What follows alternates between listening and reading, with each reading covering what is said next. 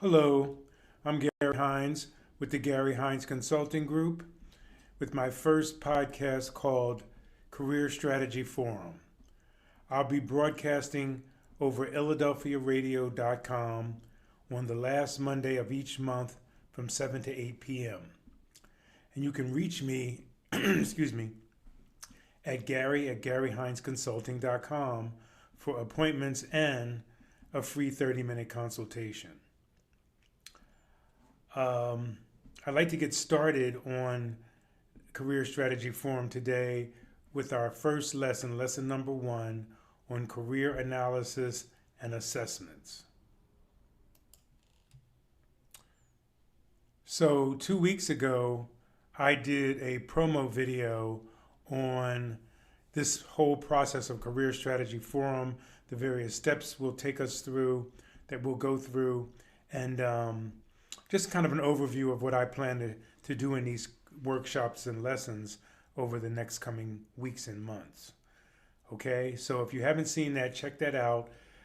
Career Strategy Forum on philadelphiaradio.com. And it was basically an intro to Career Strategy Forum, so check that out. All right, so I'm going to be using a variety of tools here today to talk.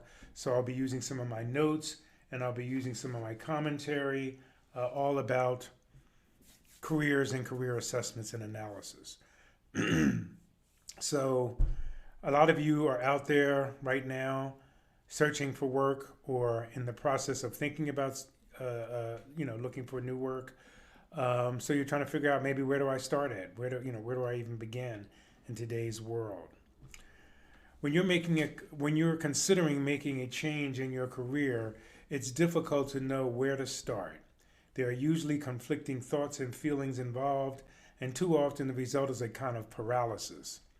In addition, most people simply lack the necessary resources, knowledge, and skill to conduct an effective search campaign on their own. That's why a lot of people do spend time with career coaches and career services, things like that. Another thing to seriously consider is the possibility of using formal career assessments and vocational tests to evaluate your career strengths, styles, and preferences. The administration of these tools is best left up to a professional career consultant who is trained in their uses. But 2 assessments that are good to know about are the Myers-Briggs type indicator and strong interest inventory. We'll talk about those in a little bit. But these assessments are valuable in that they help many people gain focus, clarity, and direction in their careers. So I'd like to talk about a list of things that we will cover during the course of this first lesson. And again, as I mentioned in the intro video, I am not sure if I'm going to get through, 1 lesson per session, per podcast, or whether these particular topics are going to run maybe 2 to 3 podcasts. I already know up in the Job Seekers Toolkit that workshop is actually going to run several different podcasts because there's so much involved in that. And I talked about that on the intro video. So anyway, some things that we will be talking about are preliminary questions and considerations that you can ask yourself as you're out on this job search. Maybe to do a little bit of values clarification. You may have taken some of these kind of assessments in the past somewhere for another job or for entrance to a school or a grant program. But anyway, it's always good to review them and see kind of where you are in your values. I have something called Birds of a Feather, kind of flock together is what that stands for. And it just gives you some ideas of some things that are interesting to you. Now, I will before I go any further on this, I will say that some people may find this unnecessary because they already know what they want to do, or they have a lot of experience doing what they do, and they actually want to keep that experience going. So, some folks will be able to actually skip right through this and not have to really do this because they already know how they're establishing themselves, what they're doing with their lives, so they not really brand new to the workforce. But this kind of assessment and this kind of reflection can also be good for people that are changing industries, changing careers. So you might have been 25 years on one job and now you want to do something else. So this kind of information is still beneficial for you. I talk about something called original joys, passions, and gifts, first career dreams that you may have had, and then some really neat pieces. Your ideal workday. What would your ideal workday look like? And so, this area, this first group of assessments and career analysis really lets you sort of play around with your imagination and start thinking about the things that you would reach out for and you would seek. So we'll talk about that too. Okay, I want to talk about preliminary questions and considerations that you should be thinking about as you go on this job search journey. So some of the things are, and you should write this down on a piece of paper and start working on it. Again, if we want to connect, I can send you a blank sheet to use, but any blank sheet will actually do. So one, describe your current career situation as succinctly as possible. So that would be the good, the bad, and the ugly. What do you like about your current situation? Are you employed? If you are employed, are you happy? Are you, moving up the ladder? Are you ready to get out of there? You just can't take it anymore. So just kind of in a paragraph or two, describe your current situation. If you're not, and also where you want to go. So if you are just looking to leave that particular company and want to go to another company that does the same thing, discuss that a little bit as well. And I don't need to know all the personal details and all of that, but you should be aware of it. And sometimes writing things down, like in a diary format, helps you realize and actually reflect on things that you can consider as you move forward. So the next question is, not question, but sort of statement. Describe the way you would ideally like it to be. Be as specific as possible in identifying your primary career desires. So what do you want ideally? If you could just kind of open up a desk drawer and say, these are the things I want, not a desk drawer, but a booklet, and say, these are the things I want in my career. These are the things that I must have. These are the things that I would like to have. These are the things that I can do without. And if I had them, they were good. So, kind of like a little chart rubric that you could do, you could create to sort of describe what you would like to do ideally. The next area is, what are you doing in your work that you want to continue doing, with whom and for how much? So maybe there's aspects of your particular job and career that you really like and you really want to do and continue to do. You like those parts, but you have to think about it. What would you like to continue to do? So, with the same company, for how much, for more money, what are the things that are motivating you to move around?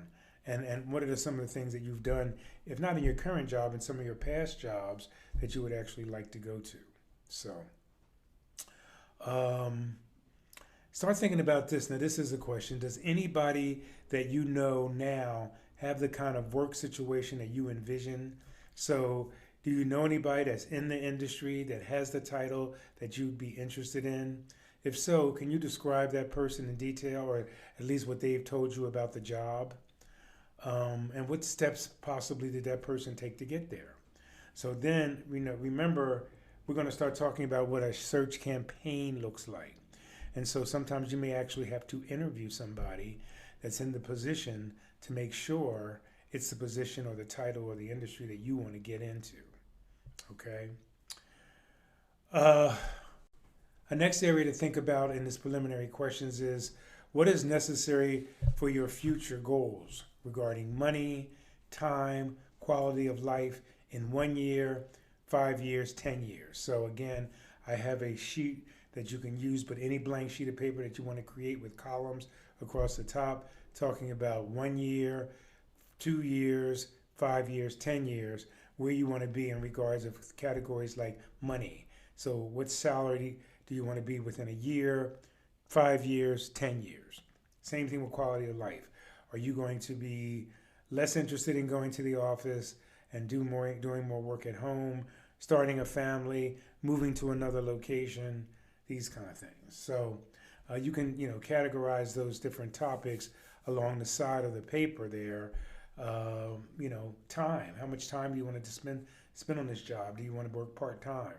That kind of thing. And you can add your own categories too. We'll talk a little bit more about that when we come to the ideal day. What are you not doing professionally that you would like to be doing? So, say you've always just wanted to run something or learn a particular software and use it in a job.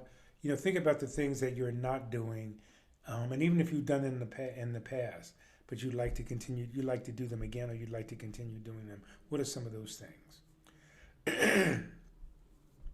Okay.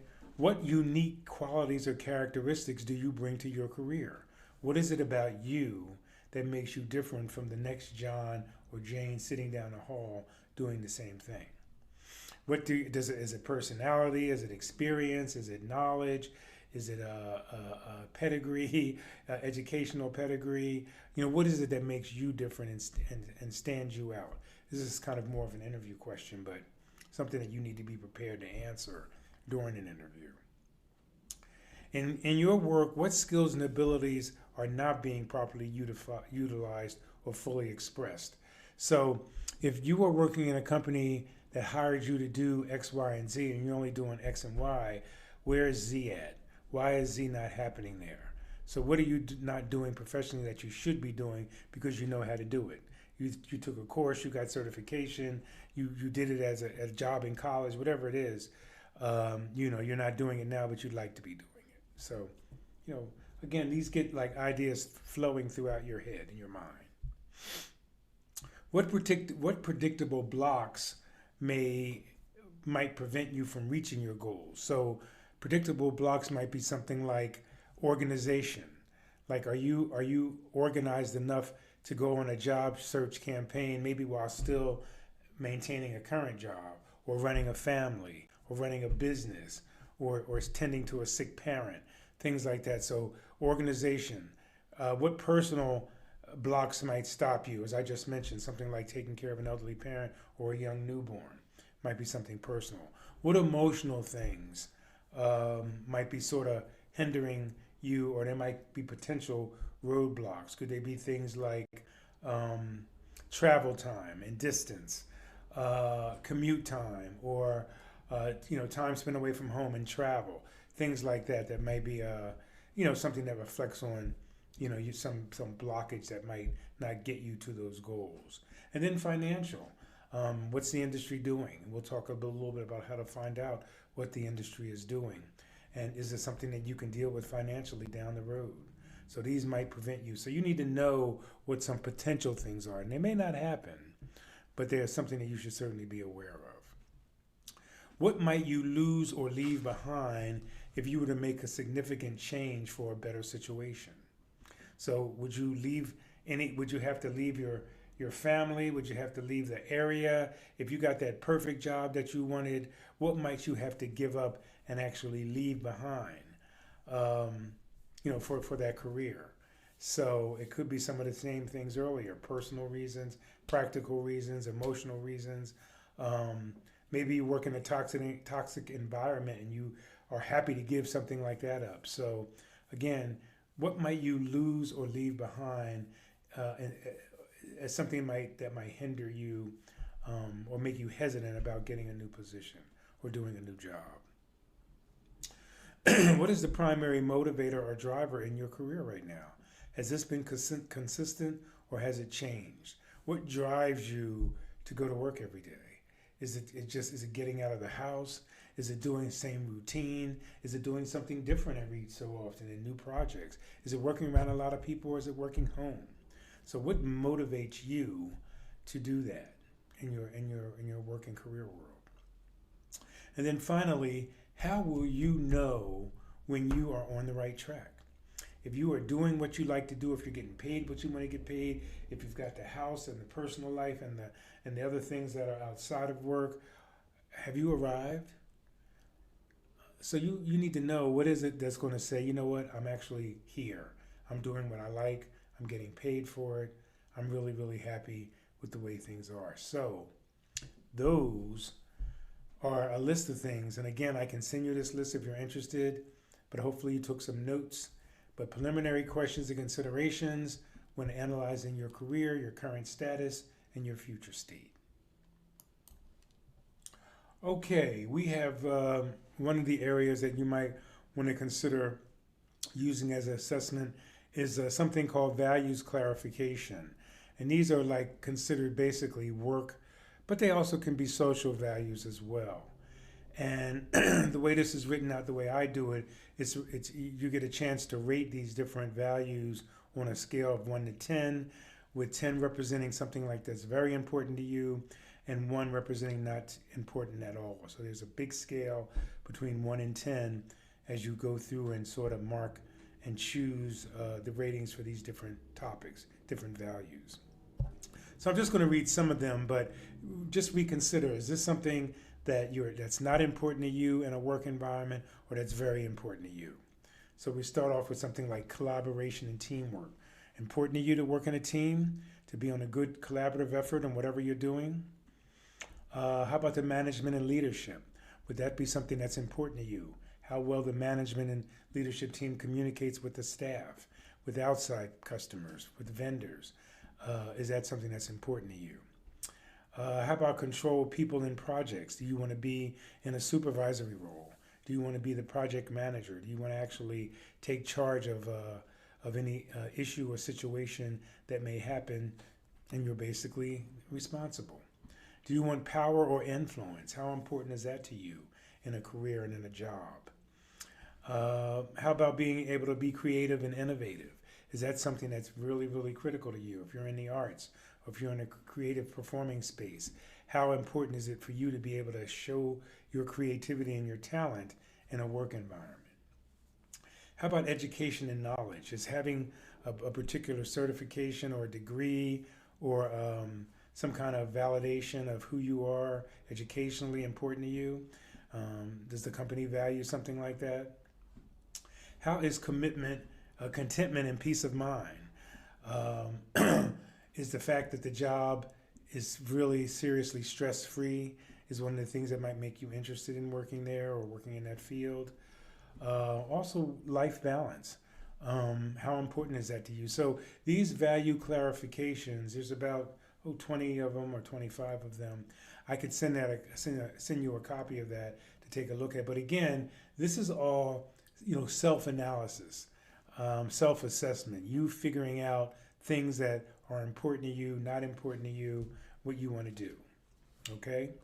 So again, a good tool to use as you're getting to know yourself or reacquainting yourself with who you are, or maybe who you are has changed over the years. So always good tool. Okay, the birds of a feather. So I had mentioned that earlier. So again, when particular thoughts and ideas come up to you, sometimes they happen in a rapid succession, so things that pop in your mind. It's almost like mental brainstorming. So you really want to, think about whatever comes to mind as you do this exercise called birds of a feather. So, and I won't read all of them, but yeah, actually I will. So birds of a feather, what you do, you list these sentences down with some spaces underneath. I have a pre-printed form, that looks pretty good. I'll actually show you what that looks like if you can see that here. So a pre-printed form that has lines in it for you to put your answers in. But you're supposed to write as rapidly as possible and just saying whatever comes to mind first, not even really thinking or overthinking it. So number 1, in my free time, the activities or hobbies I like to do most are, jot. You write that down, okay, quickly. Don't like contemplate and try to come up with an answer. Number 2, whenever I go to a bookstore, the sections I'm always seem to be drawn to are, what sections do you run to when you go to a bookstore or a library? Okay, because we don't have very many bookstores out there these days, but we still do have libraries, believe it or not. So, okay, number 3, my closest friends work in the following fields, businesses, and professions. And you think about it, because we're going to talk about developing a contact list, some workshops down the road, but you start thinking about, the people you hang out with. What kind of work do they do? And it may not mean anything to what you do because you're just friends for other reasons. But again, this is particularly important if you're working with somebody who's in the field or who's in the profession that you'd like to be in, or maybe already in. So, okay. Number 4, the kind of environments I usually feel most comfortable working in are, what are they? What are those kind of environments that you feel most comfortable working in? So take that into consideration. And number 5, my friends, and those friends or colleagues or acquaintances or family members have often told me that I should be a what? A lot of people are told this as kids. Here's what you should do. Here's what you should, you're really good with this. You should do that. Okay. The things that have always motivated me the most are what motivates you to get moving? Is it the sunshine? Is it the fresh air? Is it other people? Is it, is it being alone? What motivates you? Okay. I have often been praised for my work in what? Fundraising, philanthropy, chopping wood. I mean, what have I been praised for in the past? And if I were to get involved in volunteer work, I'd like to work in the field of what? What field would I work in if I worked in to become a volunteer member? So, and then this exercise takes you again through sort of reflections on that, like what does this tell you about your core values and interests? What themes kind of run through your answers, and what implications do these answers have on your current and future career choices? So you had to, you're tasked with writing down as much of that as possible to get through. So, and then there's a couple of other exercises that I don't think are super critical, but there's some things like something called original joys. Like I thought about what fascinated me as a child growing up.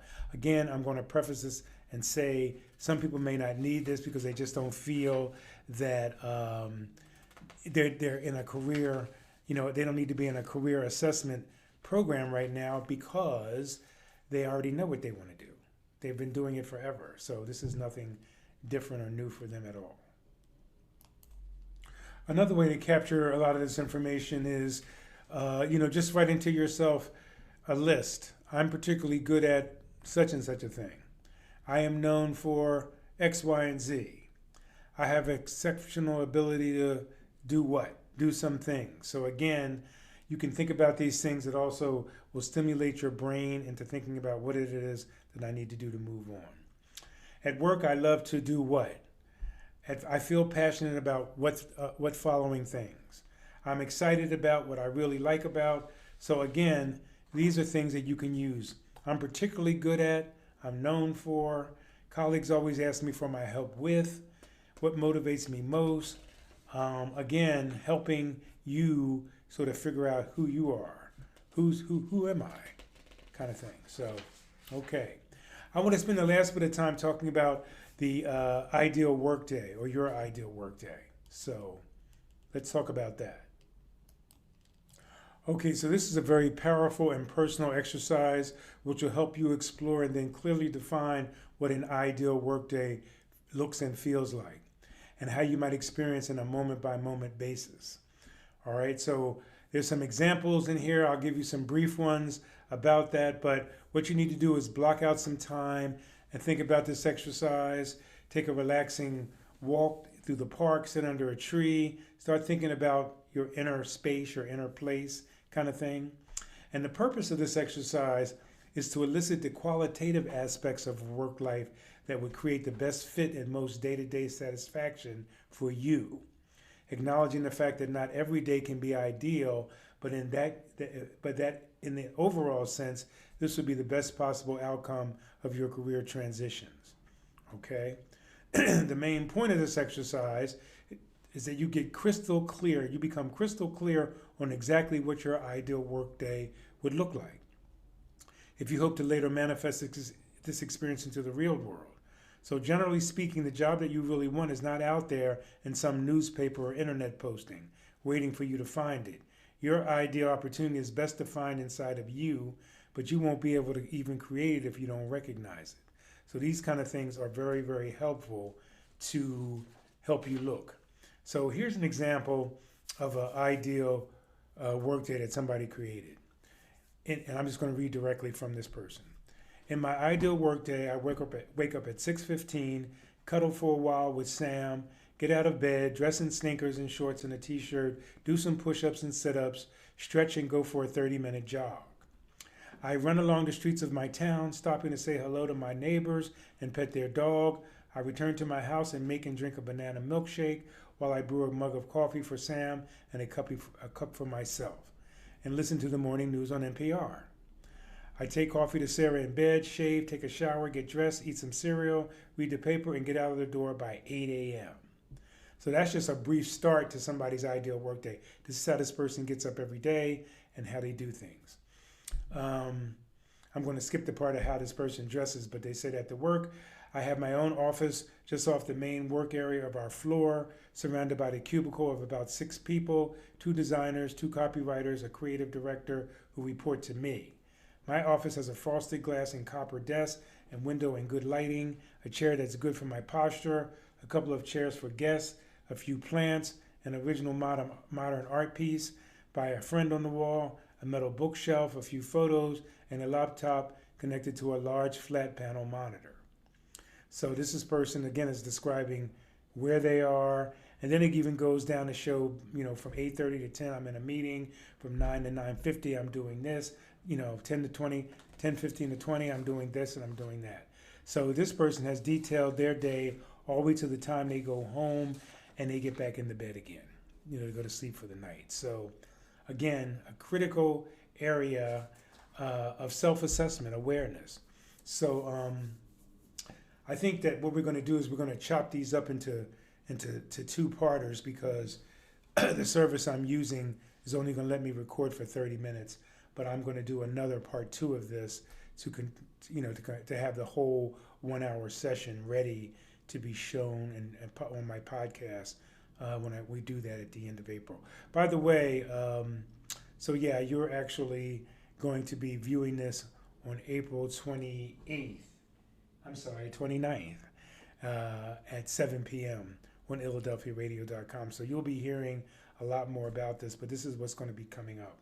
So we're going to talk a little bit more about ideal workdays in the next session, and we're also going to talk about different ways you can write it. You can write it as a rubric, you can write it as a chart, but we're going to look over these different forms of ideal workdays. And as we get into more sort of research and evaluation, we're going to talk about companies and the ideal company you'd like to work for.